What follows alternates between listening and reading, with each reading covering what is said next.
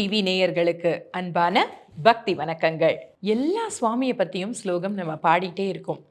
ஆனால் ஒரு பழமொழி இருக்கு, மாதா பிதா குரு தெய்வம். இதில் ஏன் மாதாவை முதல்ல வச்சுருக்காங்க அப்படின்னா, முதல்ல இந்த உலகத்தில் பிறக்கக்கூடிய குழந்தை அம்மாவை தான் தெரிஞ்சுக்குது. அம்மா தான் அப்பா யாருன்னு காட்டுறாங்க. ரெண்டு பேரும் சேர்ந்து குரு யாரு அப்படின்னு சொல்கிறாங்க. அந்த குரு நம்மளை தெய்வத்துக்கிட்ட அடையக்கூடிய வழியை, அந்த முக்தி அடையக்கூடிய வழியை நம்மளுக்கு சொல்லி கொடுக்குறாங்க.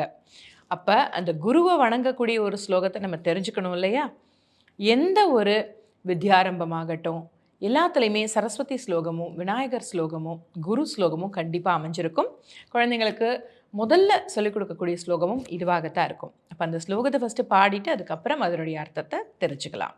குரு பிரம்மா குருர் விஷ்ணு குருர்தேவோ மகேஸ்வரः குருர் சாக்ஷாத் பரபிரம்மா தஸ்மை ஸ்ரீ குரவே நமஹ.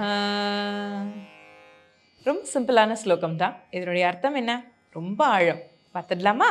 சமஸ்கிருதத்தில் இந்த குருன்ற வார்த்தை கு மற்றும் ரு அப்படிங்கிற மூல சொற்களால் ஆனது. கு அப்படின்னா இருள் அப்படின்னு அர்த்தப்படும். ரு அப்படின்னா நீக்கக்கூடியவர் அப்படின்ற அர்த்தம். ஆக இருளை நீக்கி, அறியாமை அப்படிங்கிற இருளை நீக்கி அறிவை வழங்கக்கூடிய ஆசான் அப்படிங்கிற ஒரு அர்த்தத்தில் தான் குருங்கிற வார்த்தையே அமைஞ்சிருக்கு. குரு பிரம்மா, படைக்கும் கடவுளான பிரம்மாவே அவரும் குரு. குருர் விஷ்ணு, உயிர்களை காக்கும் செயலை செய்யக்கூடிய பெருமாளே. குருர் தேவோ மகேஸ்வரக, உயிர்களை அழிக்கக்கூடிய செயலை செய்யக்கூடிய சிவபெருமானே. குருர் சாக்ஷாத் பரபிரம்மம், பரபிரம்மம் அப்படின்னா உயர்ந்த கடவுள், எல்லா விதமான சக்திகளும் பெற்ற வல்லமை மிக்கவர். அப்படிப்பட்ட ஆசிரியரே, அப்படிப்பட்ட இறைவனே. ஆசிரியரையும் இறைவனையும் இந்த இடத்துல ஒன்னாதான் வைக்கிறாங்க. தஸ்மை ஸ்ரீ குரவே நமக. இப்படி எல்லா அறியாமைன்ற இருளையும் போக்கி ஞானத்தை வழங்கக்கூடிய ஆசிரியராக இருக்கக்கூடியவர்களுக்கு என்னுடைய நமஸ்காரங்கள், உம்மை தலை வணங்குகிறோம் அப்படின்னு சொல்லி இந்த ஸ்லோகத்தினுடைய அர்த்தம் அமைஞ்சிருக்கு. இந்த காலகட்டத்தில் கண்டிப்பாக இதை சொல்லணும். அந்த குரு சிஷ்ய பரம்பரை அப்படின்னு சொல்லுவோம். எந்த ஒரு, அது கல்வி ஆகட்டும் இல்லை ஒரு கலையாகட்டும், நம்ம கற்றுக்கணும் அப்படின்னா குரு சிஷ்ய பரம்பரையில் தான் கற்றுப்பாங்க. இப்போல்லாம் ஸ்கூலுக்கு போகிறோம், லஞ்ச் பேக் எல்லாம் கட்டிட்டு போகிறோம், ஸ்நாக்ஸு இப்படி எல்லாமே இருக்குது. ஆனால் அந்த காலகட்டத்தில் குரு எங்கே இருக்காங்களோ அவங்களுடைய வசிப்பிடத்தில் தான் இந்த சிஷ்யர்கள்லாம் போவாங்களாம். அப்போ குருவுக்கு அந்த காலத்தில் எப்படி ஃபீஸ் கட்டினாங்க அப்படின்னா, அவங்களுடைய சேவையை செஞ்சாங்க. அவரோட துணியை துவைச்சு போடுவாங்க, அவங்களுக்கு சமைச்சு கொடுப்பாங்க, அவங்களுடைய வேலைகளை எடுத்து செய்வாங்க. அப்படி போகிற போக்கில் அவங்க சொல்கிற விஷயத்த காதில் வாங்கி தான் அவங்க சிறந்த சிஷ்யர்களாக அவங்க மாறினாங்க. பின்னாளில் அவங்களும் நல்ல ஒரு எக்ஸாம்பிளாக இருக்கக்கூடிய குருவாகவும் மாறினாங்க. இந்த காலகட்டத்தில் நம்ம மாற்றிக்க வேண்டிய ஒரு விஷயம் அப்படின்னு இருக்குது.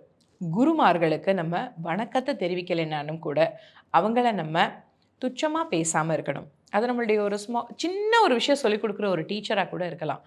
அவங்கள நம்ம ஒரு சின்ன தேங்க்யூவோட, ஒரு புன்னகையோடு இருப்போம். ஏன்னா நிறைய பேருடைய சாபங்கள் நம்மளை தாக்குது, அதுலேருந்து நம்ம மீண்டு வர்றதுக்கு பரிகாரம் என்னவோ பண்ணுறோம். குருவினுடைய அந்த ஆசீர்வாதம் இப்படி எந்த விஷயம் வந்தாலும் நம்மளுக்கு முன்னாடி ஒரு டிஃபென்ஸ் மெக்கானிசம் மாதிரி, ஒரு பெரிய புல்லட் ப்ரூஃப்னு வச்சுக்கோங்களேன். அவருடைய ஆசீர்வாதம் இருந்ததுன்னா அப்படியே அந்த கெட்ட விஷயங்கள் தட்டி அப்படியே திரும்ப போயிடும், நம்மளை எதுவும் தாக்காது. குரு நம்மளை நிந்திக்காமல் நம்மளை பார்த்துக்கணும். அவங்க நம்மளுக்கு எந்த விதத்தில் வேணாலும் அவங்க ஆசிரியராக இருக்கலாம். அவங்கள மதிக்க கற்றுக்கிட்டோம் அப்படின்னா வாழ்க்கையில் அடுத்த நிலைக்கு நம்ம உயருவோம் அப்படிங்கிறதுல எள்ளளவும் சந்தேகம் கிடையாது. மற்றும் ஒரு ஸ்லோகத்தோட உங்களை நான் சந்திக்கிறேன் அடுத்த வீடியோவில். அதுவரை உங்களிடமிருந்து விடைபெறுவது உங்கள் சுஜிதா. நன்றி.